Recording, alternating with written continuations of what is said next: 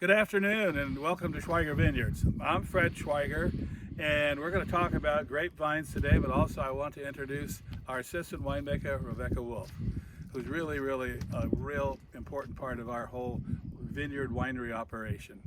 But first I want to talk about where the wine really starts. It starts in the ground, and where we don't use seeds to plant and propagate our plants. We buy from certified nurseries green growing bench grafts. And what they do at the nursery is to have the rootstock and then the desired clone, and then they have a little machine that they graft it, and it goes together like a graft, just like my fingers are doing. And they're doing that right now in the warehouse, in all their storage houses, and they'll do that and put wax around the top, and then they'll send it down to warm areas like Bakersfield and Barstow, grow them down there, and they'll develop these really nice roots. And then at the end of the growing season, around January, February, they get in and dig them all up, and we get them, and they look like that, and that's what we replant here. And then if you could focus on here then, Andy, that graft is this bulb at the base of this plant. So the rootstock here is St. George rootstock, certified rootstock that we know Davis has approved. Then from here on up, this is a Chardonnay Wente clone. And then this guy is about 25 years old. And we do what's called cane pruning, and now you get to see where we're at in terms of growth so far in April. We're probably a month ahead. And grapes are very different than any other fruit. I don't know if you can see that, Andy. I don't want to touch it, but here are 2 grape clusters. And there are no beautiful flowering petals like peaches and apricots and apples. The fruit is there now, and that's why we're so susceptible to frost and other amenities that might come about. So we're really careful about, we really can watch the weather. Up on the mountain here, we don't have frost protection because of our undulating terrain. We get a lot of nice air flowing through, so it's not a big problem. And for us up here on the mountain, we don't get really cold and we don't get really hot. But it's just kind of a fun thing to watch how these guys grow. The first 2 years of growth, there might be some clusters of grapes. In year 3, there'll be a few more clusters. Until year 3, we take all the fruit off and let the energy go to the roots. So then in year 4 or 5, typically 5 is when it's pretty much commercially viable, that we can get the way we prune our vines.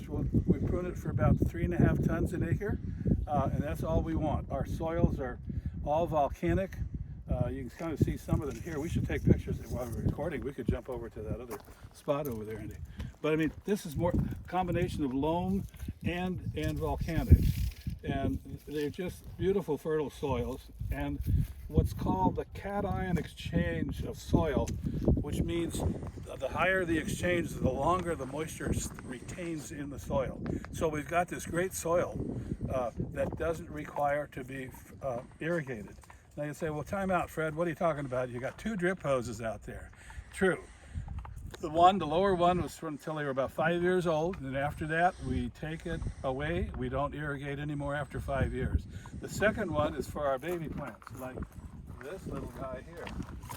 So this guy will water once a week, give them about 4 gallons of water, and pretty soon, because we see, if you look at this plant, it's kind of failing. We couldn't get a good cane to come off of this one. Here we have 3 canes. Not too bad, but my guys, we go through and we'll check, hey, if it's only got 3 canes, and then we'll look, my guys are really good about remembering this didn't have much fruit.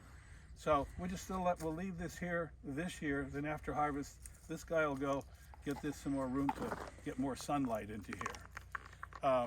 So our trellis system, we can easily go with staying away 7 feet, because our plants are 7 feet apart by 11 feet width in the rows, which gives a lot of nice, wonderful sunlight to the plants. And then you see we've got what we call trellis wires. Well, I guess we could get into that now that we mentioned that. And before we jump into that, one thing we didn't discuss is why don't we plant from seeds? Well, why don't we plant from seeds? Because you can get, all you've got is the clone itself growing, but you don't have the protection of rootstock. Rootstock will be typically virus and bacterial free, and they can resist nematodes and many other diseases in the plants, in the ground, pardon me. What else? Well, also you get desirable traits from that clone, whereas when you plant from seeds, you get genetic variation. You would, yeah. Cabernet Sauvignon came about as a result of cross-pollination between Cabernet Franc and Sauvignon Blanc. Right, consequently the name Cabernet Sauvignon. And who would have thought that you've got this wonderful white grape, Sauvignon Blanc, and it's half the genetics of the Cabernet Franc. But it makes, and this is definitely, our area here is really Cabernet country.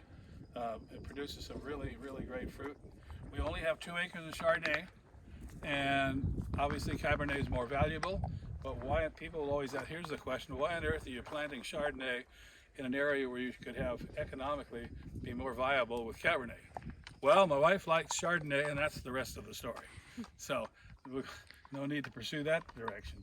So it's a fun process to do. You guys got other questions to throw at me here? We'll kind of... Let's go ahead and talk about the trellis, and then maybe we can come back and look at the trellis in about 6 to 8 weeks once the shoots start going up there and we actually start tucking shoots. So the next thing we're going to be doing out in the vineyard is we're going to be doing what we call suckering. Like, there'll be lots of little shoots. And for instance, I don't know if you can see this little guy here.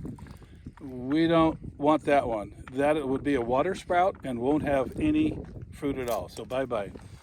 And then our trellis system is such, when I first planted the vineyard, we cleared all this in 1979, 1980, planted in 81. These are kind of replacement vines. That's why in the older Cabernet, they're 40 years old. And when we had more Chardonnay out here, we lost it all to Pierce's disease about 20 years ago. So we replanted other varieties out here that would be less susceptible to Pierce's disease. Pierce's disease is a virus that is transmitted by the vector. We have our native vector, the blue-green sharpshooter. And there's not much we can do about it. They live in riparian areas, Napa River, Russian River, and Spring Mountain.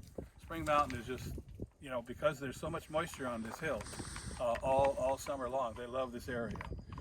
So the trellis system, when I first built the trellis system, I had a 2-foot cross arm out here, a fruiting wire in here, and we had I used to take care of the neighbor's vineyard for the Benziger family, and they brought over a consultant, Dr. Richard Smart. And with his New Zealand brogue, it was kind of hard to understand. And while he was up here at my neighbor's property, I said, hey, Dr. Smart, could you come over and tell me what you think about my trellis system? And he says, yeah, you're going to grow brush just like every other UC Davis graduate does in the valley. Oh, I said, you got to think about turning sunlight into wine.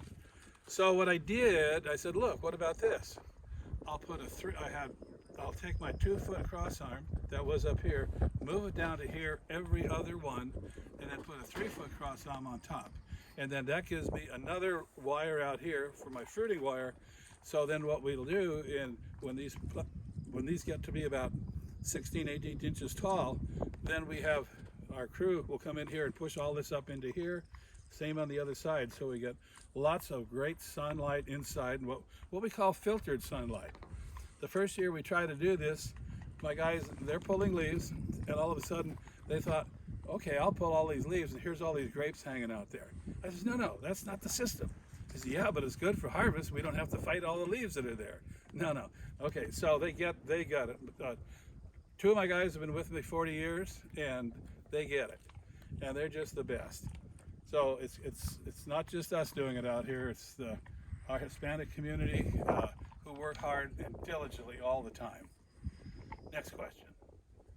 What do we think? Why don't we talk about the ATV and tours this spring, and we'll wrap it up for now. You want to deal with that? Yeah. The 4-wheel drive you see behind me is our tour vehicle that will go out into the vineyard and take the wine and a tray of complementary food that goes with it that'll blend with what we're tasting. And we'll go out and taste, for instance, the Chardonnay.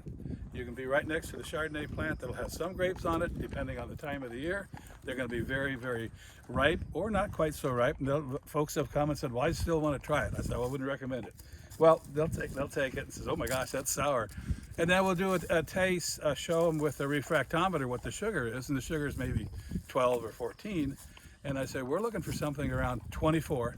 Not necessarily a magic bullet. 24 means, yeah, it's right there, but what about the pH and the acid? We got to get all that in balance. So that's what our great winemakers are all about, figuring all that out. So once we do that, so we're out, we'll do the Chardonnay, drive down to do the Malbec and do some Cabernet. And it takes about an hour and a half. It's just a wonderful experience for everybody in the group. And we've been doing this now for about 2 years. I got the idea to do this. We were in France, and we were hiking up a steep hill in a vineyard on a tour.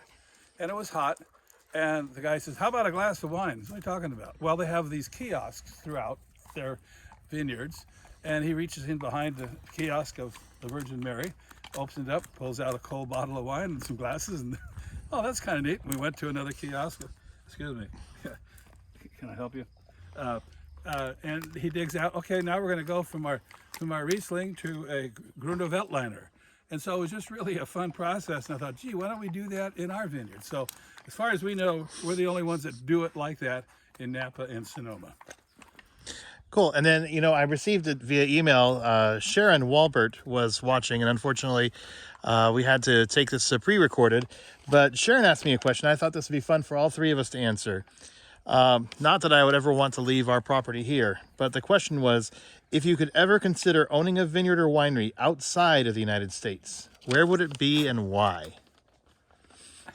I love that expression, Becca. Well, where would it be and why? I mean, okay, assuming you've got a lot of money, that's plan A.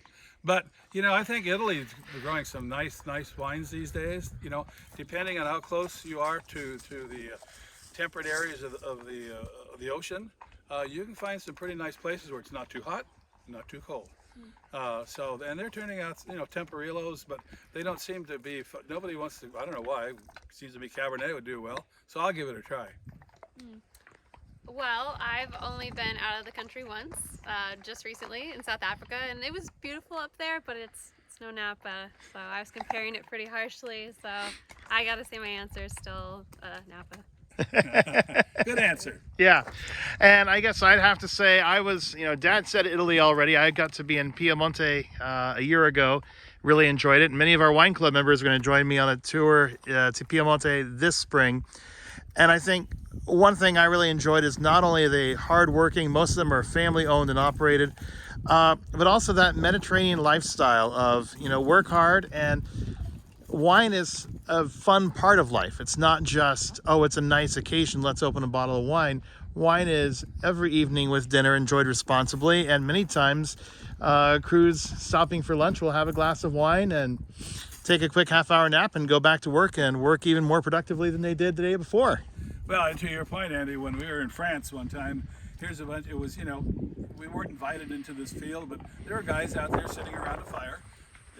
They were taking a break from pruning. It was like 10 in the morning, and they've got a demijohn of red wine. I don't know what it was. We couldn't speak French. They couldn't speak English. So we kind of, we did by hand signals that we got it. They said, hey, would you like a glass of wine? Yeah, why not? And it was really good. He said, oh, it's just last year's. Really? Okay. Yeah, we just take it out of our barrel and have fun with it.